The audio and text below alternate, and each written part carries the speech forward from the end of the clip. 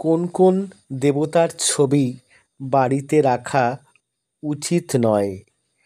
এদের মধ্যে উল্লেখযোগ্য হলেন কিছু কিছু দেবী যারা গৃহে একেবারেই পূজিত নন। প্রথমেই বলি তারা মায়ের কথা। তারা মা তন্ত্রের দেবী। তিনি দ্বিতীয় মহাবিদ্যা রূপে প্রসিদ্ধ।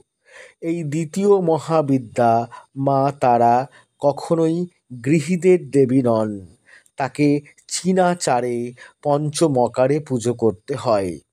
এরপরেই আসবো আর একজন দেবীর কথায়। তিনি দেবী ছিন্নমস্তা। ছিন্নমস্তাও গৃহে পূজিত হওয়ার যোগ্য নন। ইনিও তন্ত্রের দেবী এবং পঞ্চমকারে শাক্তাভিষিক্ত ব্যক্তি তাকে পুজো করতে পারেন। এরপর তন্ত্রের আর একজন দেবীর কথা বলি। এনাকে তান্ত্রিক সরস্বতী বলেও কেউ কেউ মনে করেন। ইনি হলেন দেবী মাতঙ্গী। মাতঙ্গীকেও গৃহে পুজো করা যায় না। মাতঙ্গী গৃহীর উপাস্য দেবী নন। অনেকে বৈষ্ণব আছেন।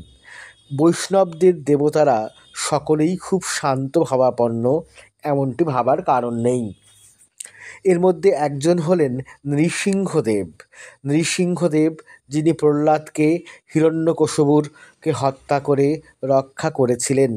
ইনি উগ্র দেবতা। ইনিও কিন্তু গৃহে পূজিত হতে পারেন না।